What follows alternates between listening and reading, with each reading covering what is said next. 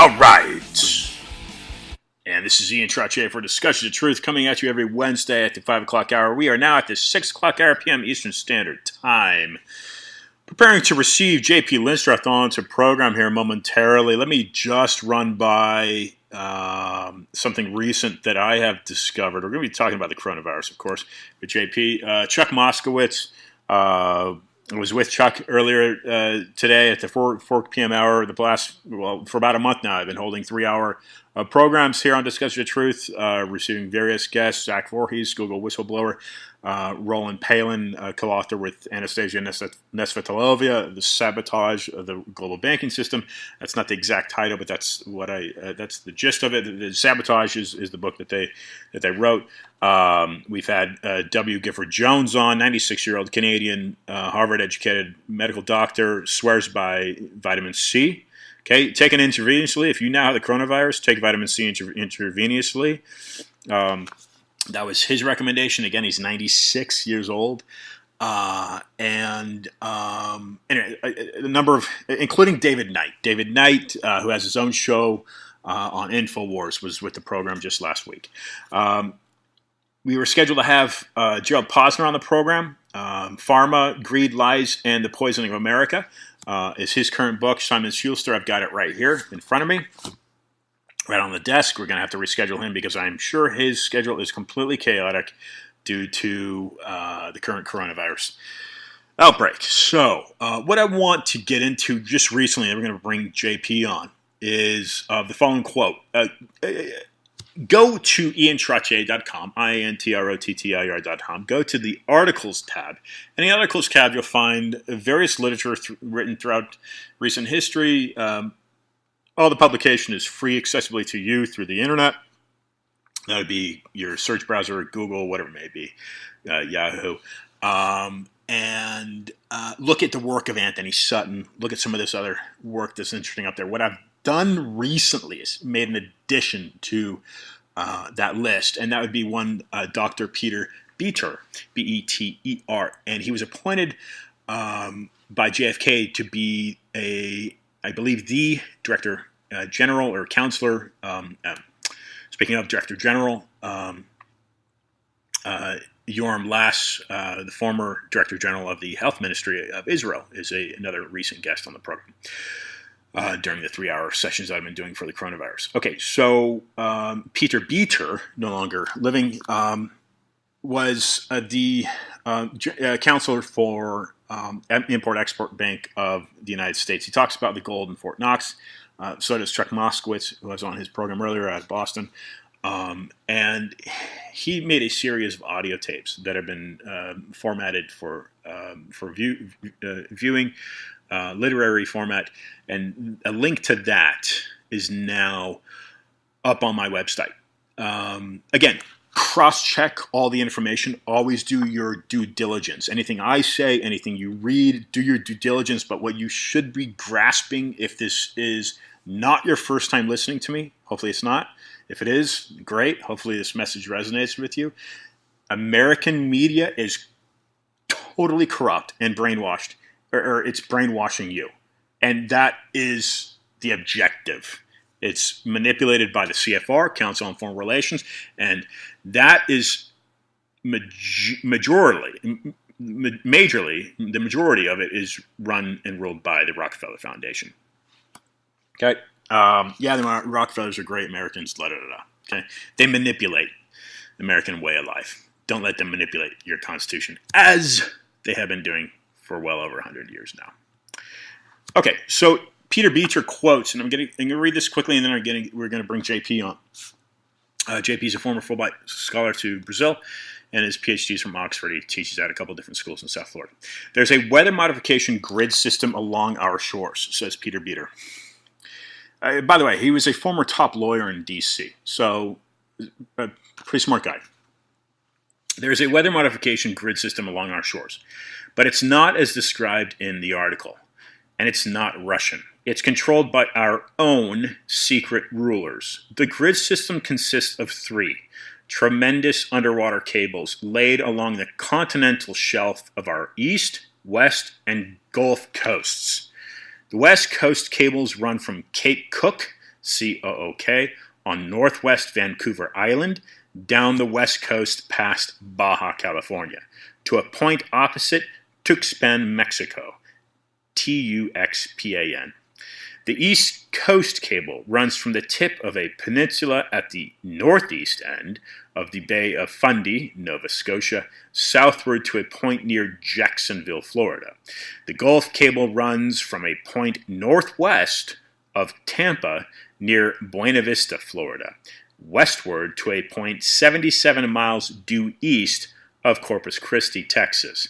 Each cable is powered by an underground nuclear power plant. These 3 underground nuclear power plants are located at Cape Cook, at the peninsula I described in Nova Scotia, in and near Buena Vista, Florida. Okay? It's a grid system. Again, it's a weather modification grid system controlled by yours truly. And that would not be the government, I argue, that represents you. It would be the central bank that operates the government that supposedly represents you, because it doesn't, because they don't represent your Constitution. All right, that again is a quote from Peter Beater, B-E-T-E-R. He is a doctor by means of a Juris Doctorate, as far as I know. Look him up. Again, this is probably in the 1970s when he quoted that. This is Discussion of Truth. You're tuned into Ian Trottier. And I'm going to thread in JP right now. Before I do, go to your web browser, type in Freedom Reserved, No More Lies, Barnes & Noble. Buy the book. It's on pre-order right now. Should be released, scheduled to be released next Thursday, April 23rd. Okay, thanks for tuning in. Pass the message along to a friend. And here's JP.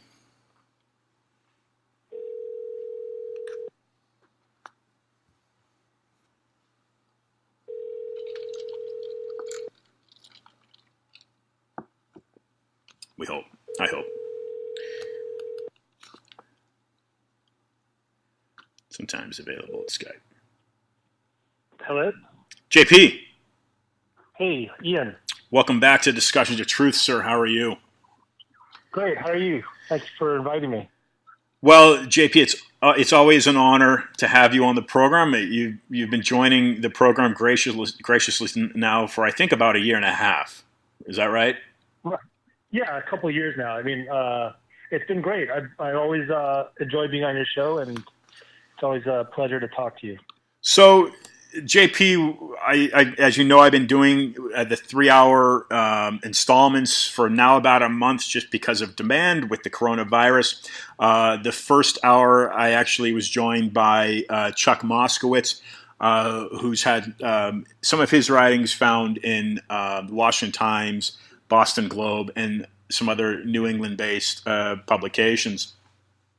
He's a great guy, and he actually happens to be one of a former guest on the program. So I actually opened the first hour up with him. Pharma, which is a Simon Schuster publication by Gerald Posner. He's a former Wall Street attorney. Pharma, Greed, right. Lies, and the Poisoning of America. He was scheduled for that 5 o'clock hour. I took it myself to discuss various things. He's going to have to reschedule. What we've seen here with this coronavirus pandemic is even last week with Bandy Lee, she wrote The Dangerous Case for Donald Trump, and she's a Yale psychiatrist. Even she's been on the program before, and she was rescheduled for last week. But people's schedules are being turned upside down. Are you finding that at all with yourself, JP?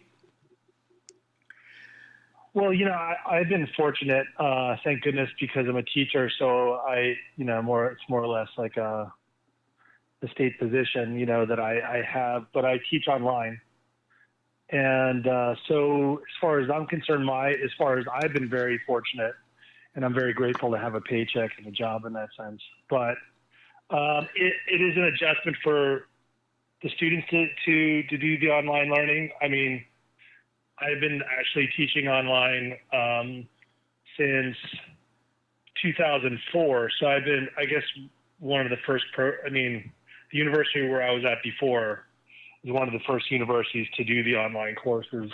So I'm kind of familiar with the format. But, having said that, a lot of people, this April 1st was, rent payments and things like that, and waiting on the government stimulus, which hasn't come yet. So, right. And anyway, so yeah, that's something different. Well, it's good to hear from my angle as well, JP. My world, for the most part, has not been turned upside down. I've been fortunate in that I've continued to been able to do the program every Wednesday, and I continue to do what I do as well. So, as you know, thank goodness. And as you know, I haven't revealed the location, but I have been broadcasting remotely for the past. I was in Canada. I am in the United States, and I haven't revealed that location. Some people know, but right. Okay, sure. Yeah, but and I can. if you're interested, I can tell you offline. But anyway, so my my world is remained relatively calm. But yeah, this is a real threat, and I always, in my angle of talking about and approaching it, I always make a parallel to, because as you know, you know me well enough now to know that I do what I do because of the Zika virus that came into South Florida in 2016. Right. So I can't help but to draw parallels to that and my approach to understanding what that was all about. So really, about 4 years later now, I'm looking at the coronavirus, and I'm just, there you can look at it from so many different angles, but so many of what would seem to be inalienable rights are completely, in my opinion, are just squashed. It's like, people are going outside, they're told they can't go outside, and they're being arrested. I understand that's for their own good, but to me, that's kind of like an extreme. They're not, if they're not looting and causing a problem, they want to catch the virus, let them catch the virus. That's kind of my first thought on that. But as far as that's concerned, like governments or more corrupt governments take advantage of it, right? Yeah. As far as quarantining people and things like that.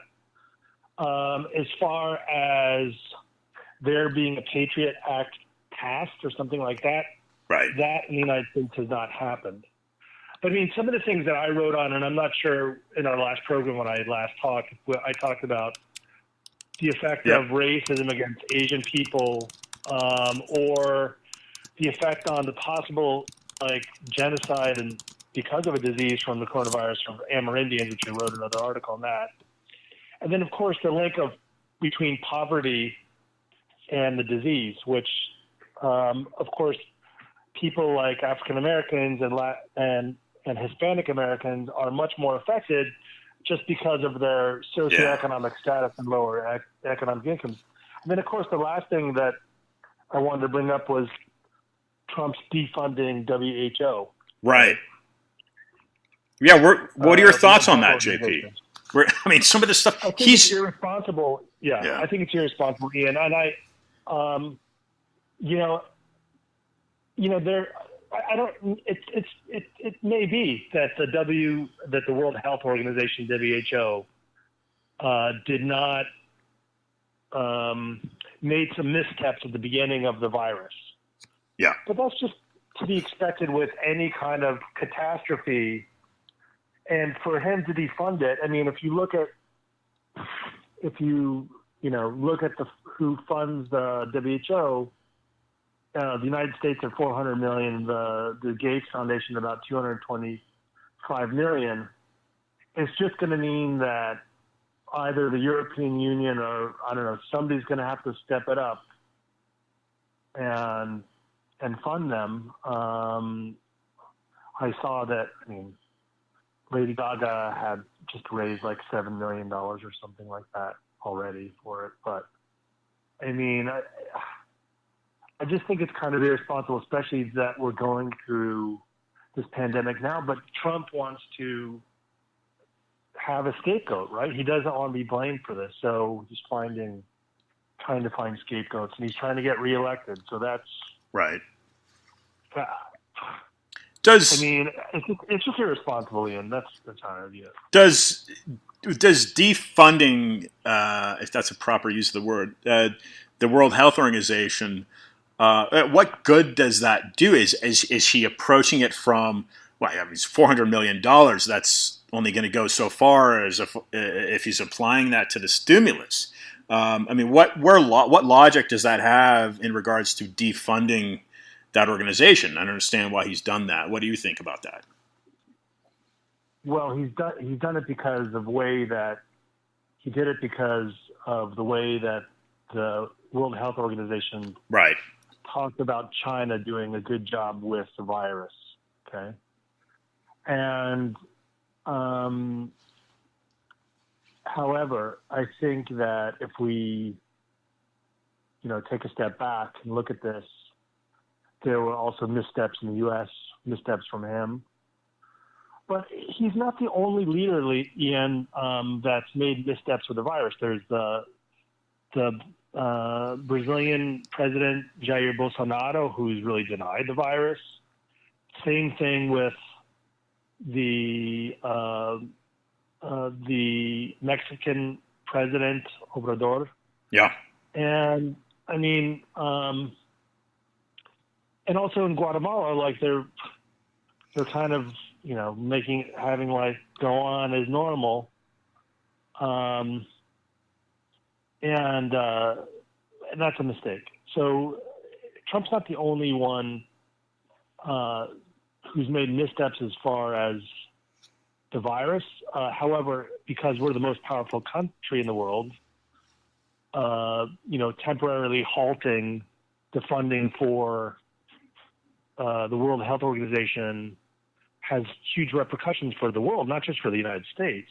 Now, the question really is, Ian, is what will the U.S. Congress do in relation to that order? Because, it is the Congress who holds the purse strings at the end of the day. Right. We hope so. You've also gone into a little bit of based on, let's see, your Counterpunch article, COVID-19 and the Amerindians, but also a recent article that you've raised attention is intelligence officials weigh possibility coronavirus escaped from a Chinese lab. I haven't had time to go through that, JP, but what I do know is Zero Hedge, and I think I spoke about this last time you're on the program. Zero Hedge, which is a financial blog, to my understanding, I'd never heard of it, but what caught attention was that it had been banned by Twitter for posting, again, this is one of the early stages of the outbreak of the coronavirus. It had posted some research that it had done on this same thing, that perhaps the coronavirus was somehow possibly leaked purposefully out of this Wuhan laboratory. I just thought it a bit. I thought it was taken too far to ban them, and I don't know if that banning stands as is still now, but they had seemingly banned them from Twitter. That seems to be a violation of. To me, it seems to be a violation of speech, but of course on literary speech on a digital format. But what are you looking into right now as far as the intelligence officials weighing the possibility of coronavirus escape from Chinese lab? Okay, so the article that caught my eye, not only that MI6 and MI5 in Great Britain and the British Broadcasting Corporation News, BBC News, came up. There was an article a couple of days ago saying that they have to reevaluate their relationship. Great Britain has to reevaluate their relationship with China, but also this article in Yahoo News, which I looked up the journalist. She's a respectable journalist. She does journalism on national security issues, Jenna McLaughlin, and the article is called "Intelligence Officials Weigh Possibility of Coronavirus Escape from a Chinese Lab." Now, conspiracy is not a conspiracy if it's true, Ian, right? Sure. So it's just too much of a coincidence that there's a virology laboratory in China, which is in Wuhan, okay? And the possibility of the disease escaping from the lab is a real possibility that intelligence people have to consider just because the virology lab is in Wuhan.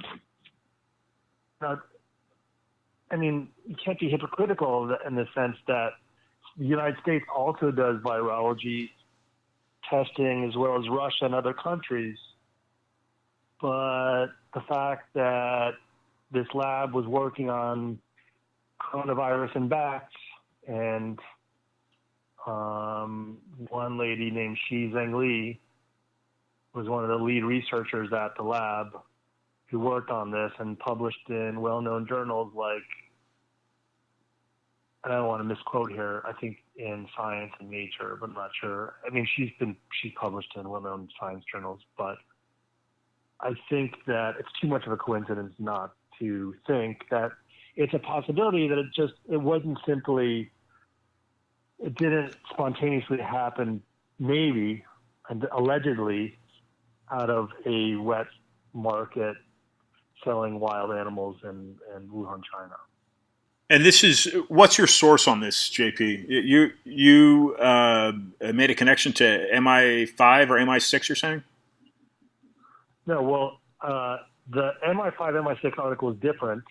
That was in BBC News. The article that I'm talking about is in Yahoo News, which is, Yahoo, the server, which is also people's emails. And as I said, Jenna McLaughlin is the journalist. But also there's a kind of a non-mainstream. I think Yahoo News is pretty mainstream, and there's the Epoch Times had a video as well, which is non-mainstream news.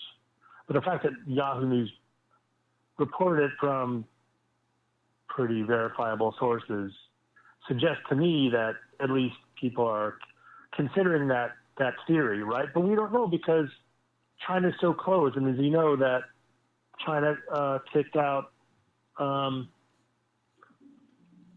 Washington Post and New York Times. Very closed regime.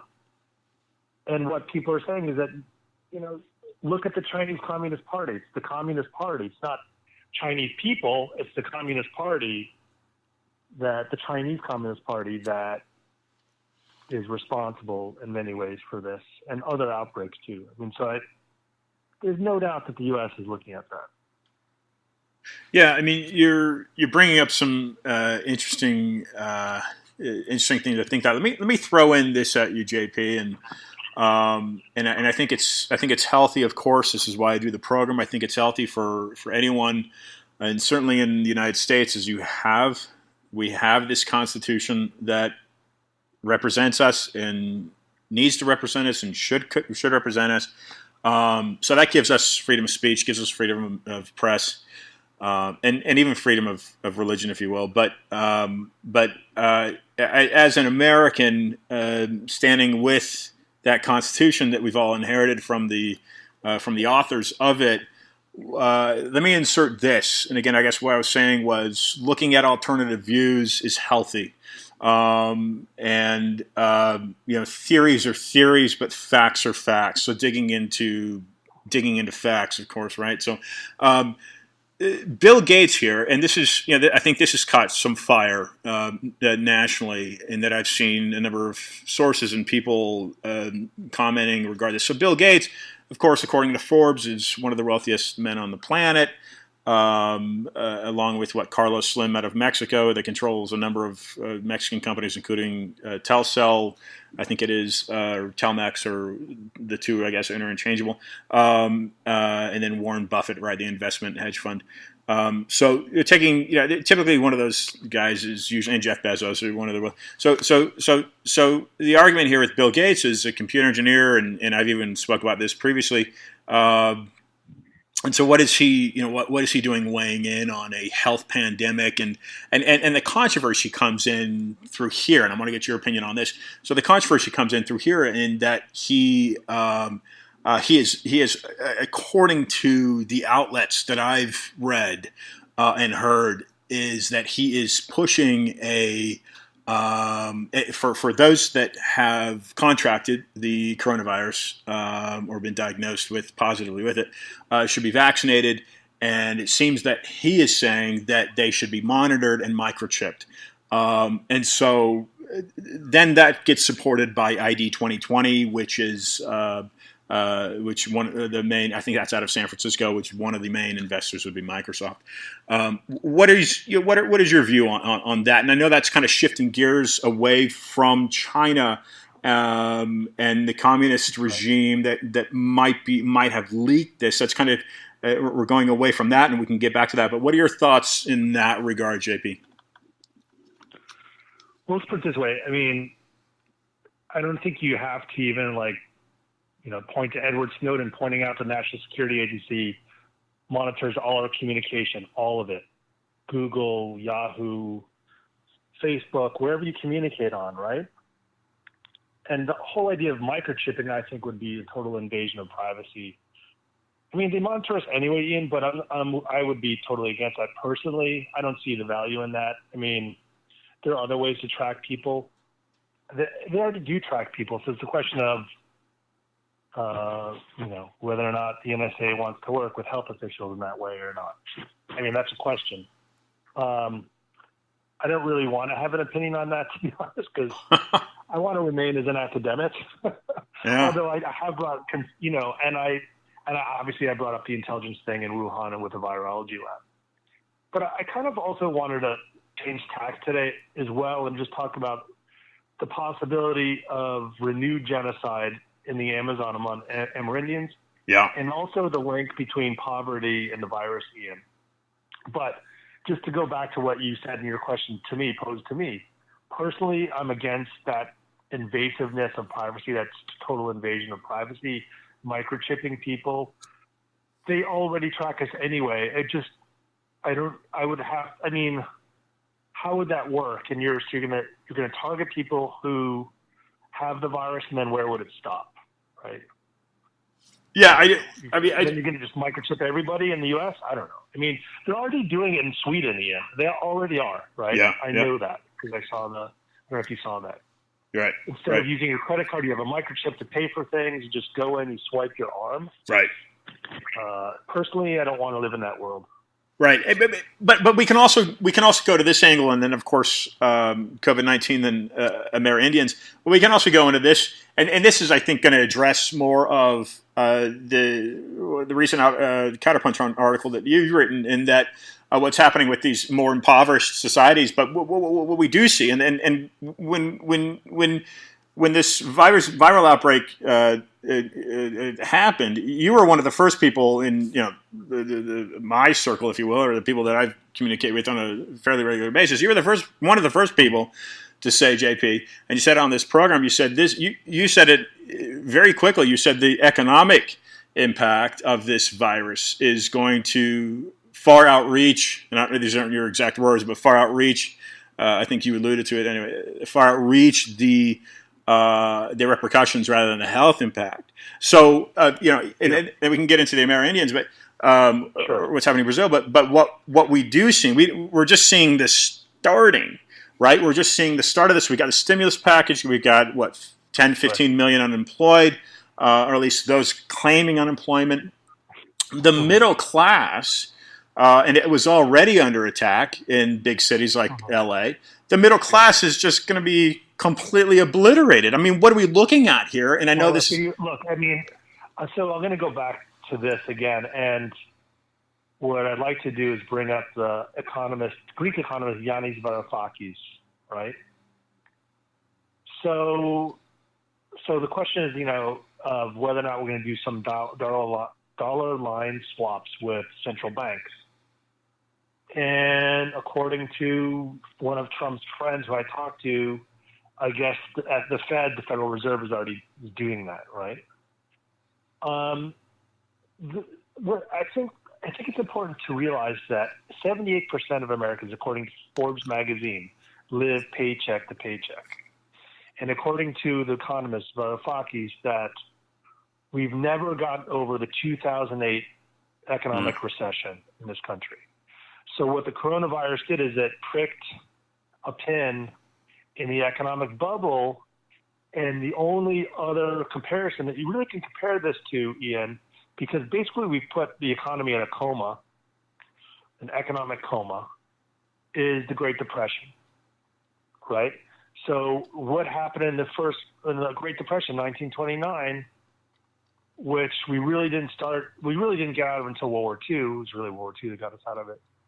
But Americans were overextended in credit. The Wall Street was going through a huge boom and then had a crash. The economy was over-reliant on only a couple industries. There was a huge gap between rich and poor. This is 1929. And at the time, your money was not insured in the banks. It wasn't until Roosevelt that created the Federal Deposit Insurance Corporation, the FDIC. So you have this collapse, and so we're maybe months away, and actually the developing world has not caught up. The developing world will be much more affected by the coronavirus, COVID-19, than elsewhere in the first world, in Europe, the United States, Canada, Australia. The developing world does not have the money to buy ventilators. The developing world does not have the money to get PPE, protective equipment for their hospitals. They don't have the hospital care. They don't have the infrastructure. They can't compete with the first world who's outbidding them for ventilators and other things. It's a whole thing. And also, on top of that, you have people in developing countries like indigenous peoples in Brazil, which I wrote about, Amerindians, who may have a second genocide not seen since 500 years ago, when Europeans first introduced influenza and measles and smallpox. Wow. And another thing that I read, Ian, is that because of the coronavirus in the developing world, that vaccinations for measles has stopped. Oh, come on. Another healthcare issue. Yeah, that is happening in Brazil and Colombia and Santo Domingo and the Democratic Republic of Congo. All those places, the end have stopped vaccinations for measles. So we're talking about perhaps another pandemic on top of this. And on top of this, you have the crush of the economic system. And this is, okay, I don't know if you've heard this or not, but this is from an epidemiological point of view. Even if, let's say, New York is leveling off or other states are leveling off as far as people with new cases, we're 2 years down the road with this, Ian. This is a 2-year thing because we don't have a vaccine yet. We don't have a vaccination yet. We're developing them, but we don't have a vaccine yet. Until we have a vaccine that's viable, we're not out of this. And my worry, that from an economic point of view and also from an epidemiological point of view, my worry is if we open up the economy too soon, let's say, Trump's talked about, May 1st. Yeah. If we could have another surge again, Ian, we could have a resurge. That happened in Hong Kong. That happened in Taiwan. It happened in San Francisco in 1918. They had a big party. Everybody took off their masks. And then they had more deaths than they ever had for the whole Spanish flu, influenza outbreak in 1918, 1917, 1918. JP, you recently, and I want you to just spend a moment, if you would. You don't have to reveal the identity. You recently met with a Donald Trump insider, I guess is the word I would use. What did you take away from that conversation? I think the takeaway, I mean, he's a nice guy. I mean, I don't think he,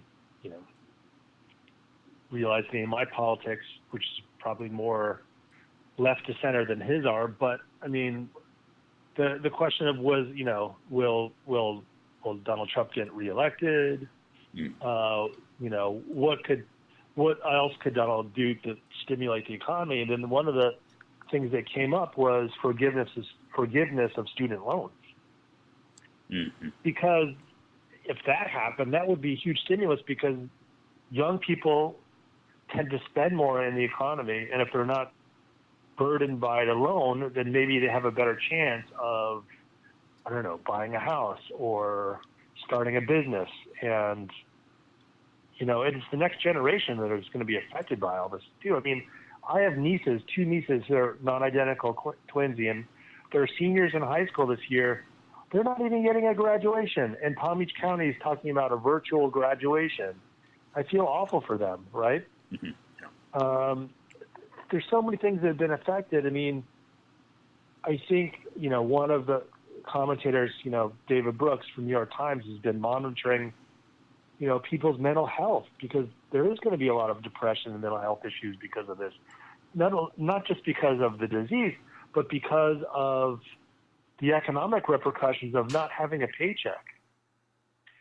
And look at all the gig workers that have been affected by the economy as well, like the people that drive Uber or Lyft or work in restaurants or, all those businesses. I mean, we're on really thin ice. Everything is cracking. And obviously the President of the United States knows that, we're on the verge of a Great Depression, right? We're on the verge of that. But if you open up the economy too soon, things could get worse because what could happen is that you could have a resurgence of the disease and a resurgence of cases, and then people become more afraid, and then you have another quarantining effect. Right, and then And so what do you do? I mean, so that's that. But I mean, the most recent article I wrote on poverty and structural violence in relation to the disease. And so obviously, look at the most vulnerable people in our society. Well, it just so happens that if you look at national statistics, like national labor statistics, that on average, the average African-American family earns $20,000 less than on average the average white American family. That the most uninsured group in the United States of America among ethnic groups are Hispanic Americans. And most African Americans and most Hispanic Americans work in job situations that don't even have any sick pay leave. So they have to make choices between taking a sick day or earning an income and feeding their family and paying the rent. And that's the kind of society we live in, and that's the society we want to live in. And I guess one of the things I brought up in the article was that, LBJ, President Lyndon Baines Johnson, back in 1964 had a war on poverty. And and a lot of these programs were actually John Kennedy's programs, but he adopted them, and really LBJ was the last New Deal president, meaning in the footsteps of Franklin Delano Roosevelt. And so under the war on poverty, or the so-called war on poverty, under Johnson's directive, he had Congress pass the Economic Opportunity Act, 1964, the Food Stamp Act, 1964, the Elementary and Secondary Education Act, 1965, the Social Security Act of 1965, which initiated Medicaid and Medicare. And you have people like Dr. Martin Luther King Jr. who pushed civil rights. Another influential person was a guy by the name of Michael Harrington. He wrote a seminal book called The Other Merit of Poverty in the United States in 1962. But we really have to rethink what we're doing in this country as far as poverty, because if we're heading we're already in a recession. If we're heading toward another depression, so the government's going to have to do something. It has to be Keynesian economics, right, of stimulus. And it might have to be something big, like forgiving student loans, which is in like $3 trillion, Ian. Wow. The other vulnerable people in society are, of course, the homeless and the prison populations, right? Right. And how do you deal with that? I mean, the Prison Policy Initiative on their website, and I'm not saying that people convicted of heinous crimes should be released, and I'm not, crazy sure. about, yeah. But what I'm saying is that we need to do something as far as not burdening our healthcare system with a prison population that are basically living in a petri dish, right?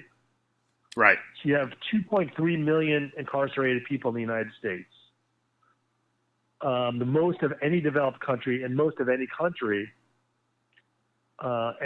country, and so the Prison Policy Initiative said, reduce the numbers in local jails, reduce the number of inmates in federal and state prisons, eliminate face-to-face meetings with people in the criminal justice system, make correctional health care more humane, and give families freer access to communication with their with inmates. As far as homeless people, I mean, some cities are better than others as far as what they're doing. But I mean,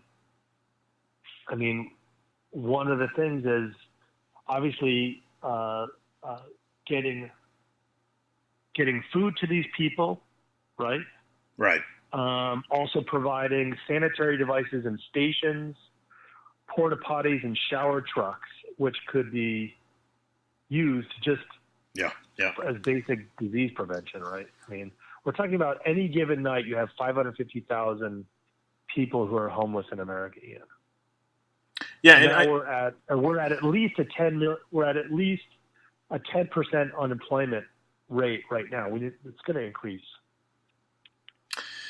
I know Unilever has been unrolling, and they started to do this before the coronavirus. These mobile washing stations for homeless people, because that's kind of where we're at even before the coronavirus. As we wind down here, JP, and you've got some really great stuff. I've got to close out here, but I want to end for listeners. I want to end on the note of that really hits on the Fulbright, which is where you dedicated a lot of your research for many years, from my understanding. This is just really kind of asinine. So to get back in the article, and again, please go to jplinstroth, counterpunch.org. Cynthia McKinney actually contributes to Counterpunch. I don't know how often. She's a former guest on the program. She was a presidential candidate under the Green Party out of Georgia. And as you mentioned on the program before, JP, Jesse Jackson also contributes. So the listeners understand, and contributors at Counterpunch, those are two of the others in addition to JP. So anyway, so the article here, goes into Bolsonaro, and this is kind of alarming to me. And this is, I think, how we can end this. We can end in many ways. But so SALSA is a Society for Anthropology of Lowland South America. SALSA. It's also therefore deeply concerned about the dangers that the coronavirus COVID-19 pandemic poses to the indigenous people of Brazil. So understand what is happening in Brazil, and in JP, you can kind of talk about this on the tail end here. Pick this up here. Bolsonaro declared something really alarming, and this is in your article. Quote: increasingly, the Indian is becoming human, just like us. I mean, what kind of person says something like that? I don't know. Yeah. Talk He's about not that, educated. JP. He's just totally ignorant. It's a totally racist statement suggesting that native peoples aren't human, that they're animals. It goes back to colonialism, obviously. He's literally He's made said a lot this. of ignorant statements. What's that? I'm sorry, JP. He literally said that. He literally said that to a reporter. That was in the Brazilian news. It was a big deal. Brazilian Indians are beside themselves with grief with this president, Jair Bolsonaro. But he's made racist statements against the Brazilian Afro-descendant community. He's made egregious statements against the LGBT community in Brazil. But, you know, and one of the things that the worry, Ian, is that before the coronavirus happened or hit Brazil, is that he wanted to open up indigenous lands to mining, to economic development, to more dams, to really, you know, economically develop the Amazon. And he didn't have a problem about indigenous lands and Indian reserves being overrun by miners and loggers and so on. And so what it's caused too is that you have illegal loggers coming onto indigenous lands. There was just a couple weeks ago another Guajajara Indian who was murdered by illegal loggers, and he was the fifth Guajajara Indian murdered in 6 months. And the dangerous thing about Bolsonaro is he's totally denied the coronavirus. He's called it a little flu, a small cold, something to get over. People shouldn't be worried. So he's been in conflict with state governors from some of the most populous states, like the state of Rio de Janeiro and the state of Sao Paulo, and those governors have quarantined their populations and shut the beaches, and Bolsonaro's come against them. And now, sadly, the governor of Rio de Janeiro has contracted the coronavirus. The governor of the state of Pará has contracted this coronavirus. At the moment, we know only a few indigenous people have contracted the coronavirus, but the potential for it creating a genocide from this disease is great, and even made greater by the irresponsibility of the Brazilian president and the way he's treated the pandemic. Wow. I mean, if you look at the basic statistics and the ones that there's at least 16,000 confirmed cases in Brazil, over 1,000 deaths in Brazil alone, the largest of any Latin American country is. This is really alarming information here, JP. As we wind down, again, I'm joined by JP Linstroth, Oxford PhD, former Fulbright scholar to Brazil, teaches in South Florida.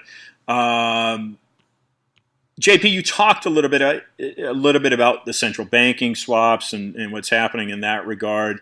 And I'd like to hear your final words and thoughts as we close out, and those can be whatever whatever they are that you'd like listeners to leave away with. But before you get to those, before we get to your final thoughts, before we get to what you want listeners to walk away with from this episode, is there something to the this central bank? Have you given that any thought? Is there something more you want to add onto where you were going in that regard? Well, I'm just going by an economist who I particularly like. His name is Yanis Varoufakis. He's probably left of center, but what he's saying is that the Federal Reserve, the Fed, can help stabilize global markets by infusing dollars into central banks, right? The European Union bank, the bank out of the EU, the Central Bank of England, other countries around the world, they're called dollar line swaps. And basically you stabilize money markets that way. As far as I know, that we are doing that. But this is a global crisis. It's not just a crisis. Obviously, we all know this. It's a crisis not in the United States, in Europe, all over the world. But what's the devastation in the developing world, in Latin America and Asia, in the Middle East and Africa, is yet to happen, Ian. It's not. They're not going to be out of it like the first world, and then it's going to be really interesting what's going to happen as far as restriction of travel to the developing world. Because I know people in Brazil. I mean, our country's going to be allowing people from the developing world when in the developed world, the United States, Canada, Europe, Australia are going to have to help out the healthcare disparities in the developing world without reinvigorating the virus in the developed world. It's going to have to happen. And so cutting off funding to the WHO, the World Health Organization, is not helpful at all, because we really need to think of this as a global pandemic and not at this time with a crisis just happening, halting funding. And I think that maybe that'll be rethought, hopefully soon. But my final thoughts on all of this, Ian, the final thoughts are that hopefully by the fall, we'll have leveled off as far as new cases. The real question, and it's a gamble about when to reopen the economy. When we do that, hopefully it won't be done too soon. And it's a worry that if you open up the economy too soon, you have a re-spike in the disease. Of course, after the disease is kind of leveled out and peaked and you have kind of a leveling off, there will be other cases sporadically in the population, but it won't peak if we've given it enough time. The question, and I think healthcare experts and epidemiologists, because they don't know enough about the disease and because we don't have a vaccine yet, it's unclear when to do that. And people like Anthony Fauci, who is an alma mater of the university where I did my undergraduate degree at College of Holy Cross,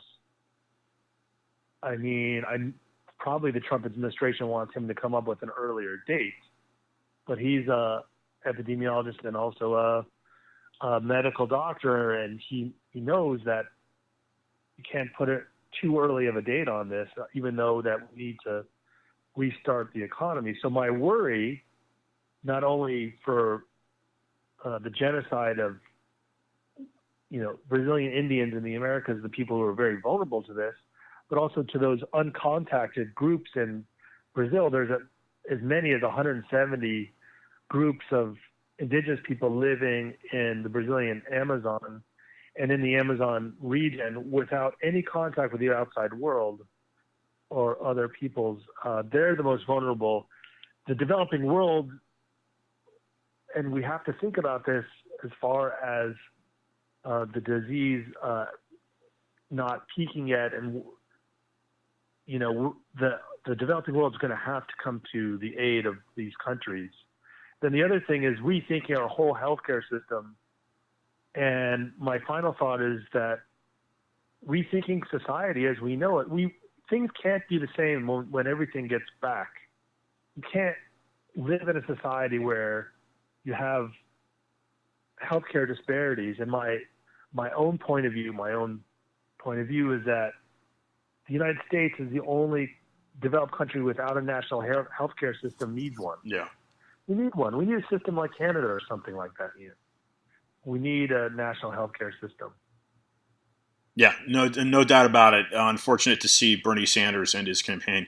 Ladies and gentlemen, JP Linstroth. JP, keep up the amazing work, and look forward to remaining in contact with you and bringing you back on the program.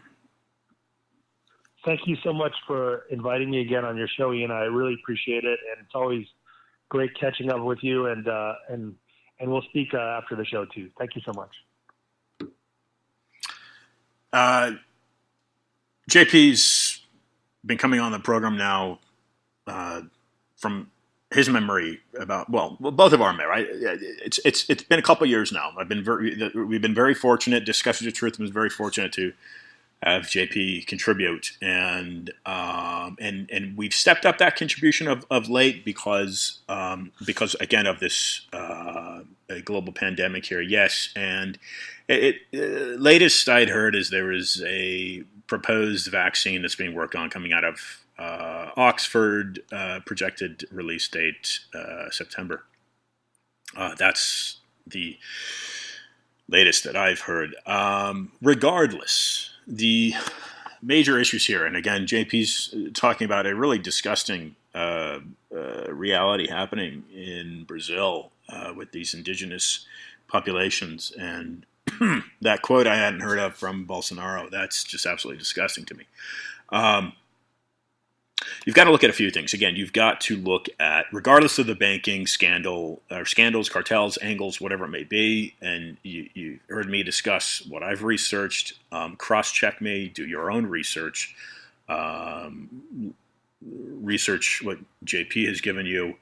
I have my own view, again, based off of my research of the Federal Reserve in the United States, the central banking mechanism that it is. But